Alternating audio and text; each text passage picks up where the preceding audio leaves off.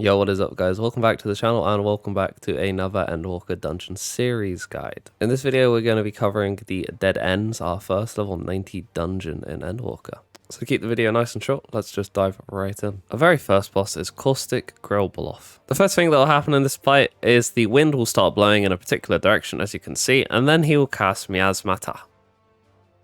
This will spawn orbs in several locations of the map. What you want to do is you want to find a safe spot and pay attention to where the wind is blowing and where the orbs are, because these orbs are going to run through the course of the wind, if that makes sense. You'll see in the footage shown, as the wind is blowing, they blow the orbs and a continuous AoE. If you do not find a safe spot, they will get you. You will not have time to move. So simply find a safe spot like in the footage shown, and you'll be fine. You'll then move to the middle and cast Cough Up. This is simply puddle AoEs, so you just want to avoid these and not get hit by them.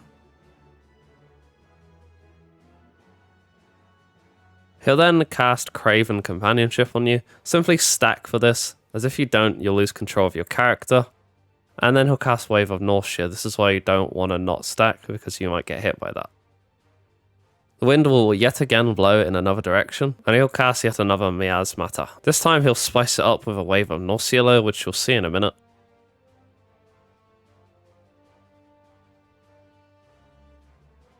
You'll still want to find a safe spot, but as you can see, you can still find a safe spot and keep uptime on the boss here.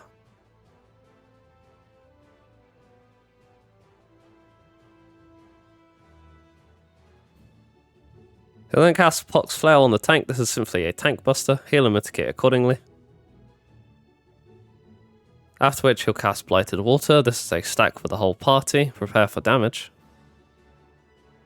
And then he'll cast Befoulment, which is a spread marker. And then that's pretty much the boss. He'll just rinse and repeat at this point. Let's move on to the next one, shall we? Our next boss is Peacemaker. He'll start the fight with Decimation. This will be a raid-wide AoE, and it'll leave the surrounding of the map in flames. Don't go into the flames because they hurt. He'll then cast Electromagnetic Repellent. Simply move out of his hitbox, and it will leave a consistent AoE, so make sure not to move back into it. After which, he'll deploy these little bits around the map. You want to be in between them.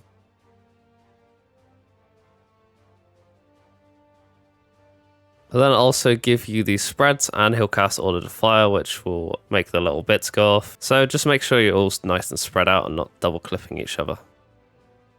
Then the bits will withdraw, and he'll cast No Future. This is simply a AoE hell. Just avoid AoEs as best as possible, and he'll also spice it up with spread markers. Spread out once the AoEs are finished. Do not panic, as there is time after the AoEs have gone off to spread out. He'll then cast Peacefire along with Electromagnetic Repellent. Simply find a safe spot and then just rotate around the map. Either side does the trick.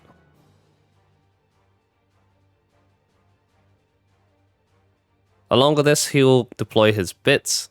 Do as in the footage below, don't panic and wait out. Even though the AoE's got close to you, you'll be fine to move as soon as Order to Fire's gone off.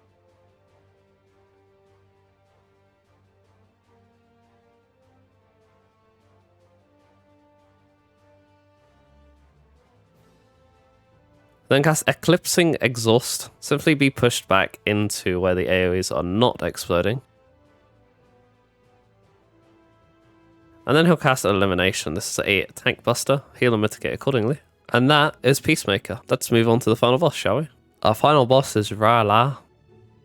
We'll start the fight with Warm Glow. This is simply a raid-wide AoE. And then Pity, which is a tank buster. Heal and mitigate accordingly.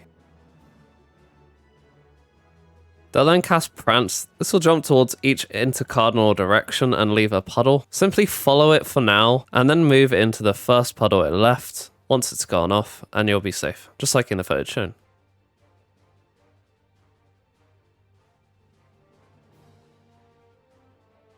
And then it'll move to the very side of the arena, casting Life Breath. This is a line AoE, which will also summon these butterflies. You don't want to be facing the butterflies as shown in the footage. They have this little red ring around them with an arrow. Simply be behind that part so you don't get beamed. If you do get beamed, you'll have Doom. Now, if you get Doom, you want to be healed to max health, and then you'll be able to get rid of your Doom. So healers be wary of this. They'll then cast Benevolence, which is simply a stack AoE for the party.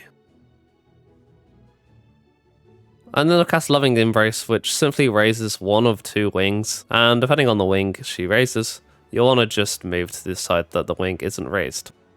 And then another Prance, you know how to deal with this. She'll then cast Still Embrace. This is simply a spread. Make sure not to double clip anyone. Then jump to the side of the arena again and cast Life's Breath. This one will spice it up with Loving's Embrace, so be prepared.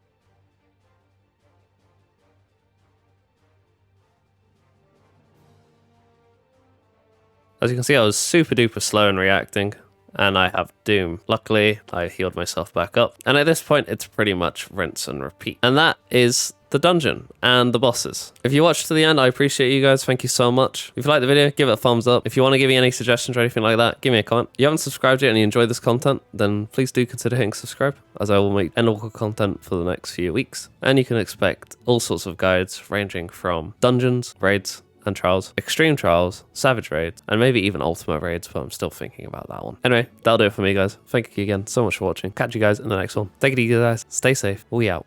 Peace.